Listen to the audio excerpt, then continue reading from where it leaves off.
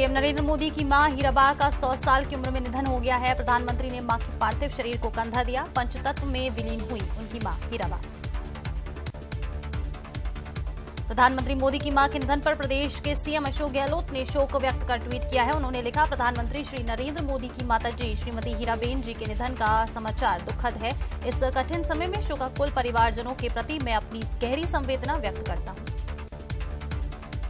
पूर्व मुख्यमंत्री वसुंधरा राजे ने भी पीएम मोदी की मां के निधन पर ट्वीट कर शोक व्यक्त किया है। उन्होंने लिखा, माननीय प्रधानमंत्री श्री नरेंद्र मोदी जी की पूज्य माताश्री श्रीमती हीराबेन का निधन अत्यंत दुखद है। एक संतान के लिए इससे बड़ा आघात दूसरा कोई नहीं हो सकता। प्रधानमंत्री नरेंद्र मोदी की मां हीराबेन के निधन पर उदयपुर से नेता प्रतिपक्ष गुलाब चंद कटारिया ने प्रधानमंत्री मोदी की मां के निधन पर शोक व्यक्त कर उन्हें श्रद्धांजलि अर्पित की। क्रिकेटर ऋषभ पंत का एक्सीडेंट हो गया, जिसमें पंत गंभीर रूप से घायल हो गए हैं। जानकारी के मुताबिक डिवाइडर से टकराने की वजह से पूरा हादसा हुआ। पंत को गंभीर हालत में अस्पताल में भर्ती कराया गया है। रुड़की से लौटते वक्त ये पूरा हादसा हुआ।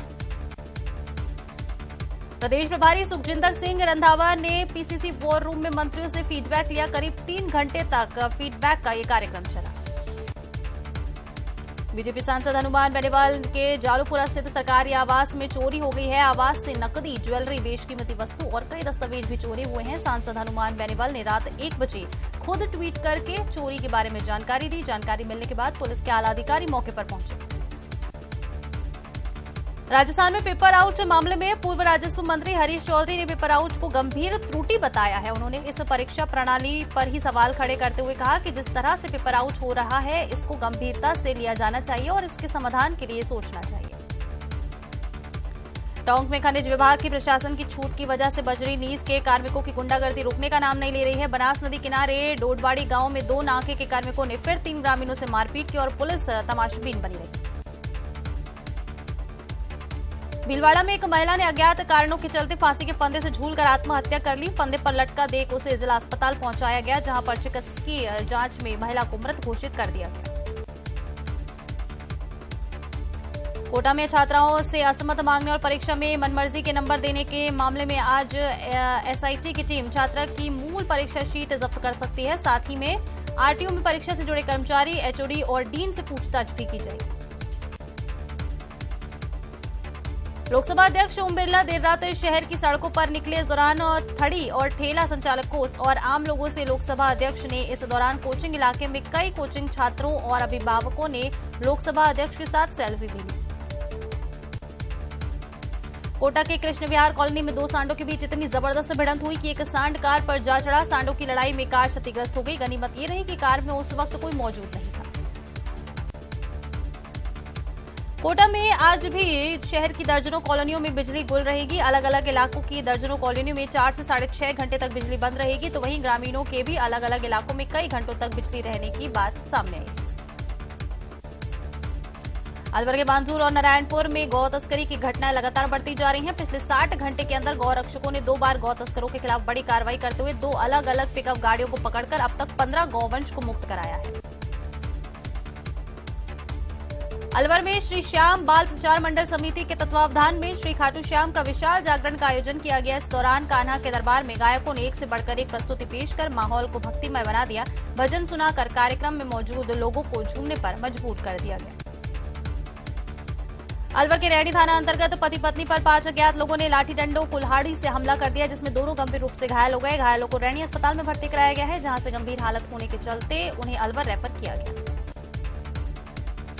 अलवर के सरिस्का बाग परियोजना में न्यू ईयर वेकेशन के लिए आए पर्यटकों को सरिस्का के टाइगर जमकर रोमांचित कर रहे हैं और लगातार पर्यटकों को टाइगरों की साइटिंग हो रही है।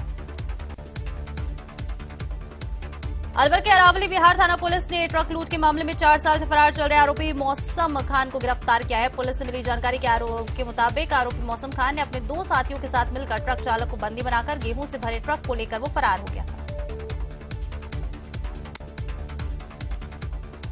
अलवर के तिजारा कस्बे में दिन दहाड़े होली चौक पर स्थित पंजाब नेशनल बैंक एटीएम से 3 बदमाशों ने छेड़छाड़ कर 47,500 रुपए निकाल लिए। सूचना के बाद मौके पर पहुंची पुलिस एक बदमाश को धर दबोच लिया है, लेकिन 2 बदमाश मौके का फायदा उठाकर फरार हो गए।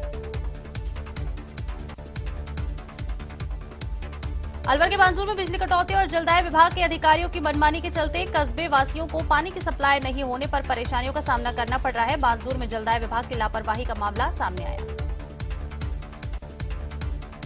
टोंक के मालपुरा में कांस्टेबल समेत रिश्तेदारों पर कार सवार लोगों ने हमला कर दिया। देर रात शाम बदमाशों ने लाठी डंडों से कार पर हमला किया। कार सवार मालपुरा थाने के कांस्टेबल संजय को गोली चोट लगी है। छुट्टी के बाद रिश्तेदार के साथ मालपुरा आ रहा था संजय।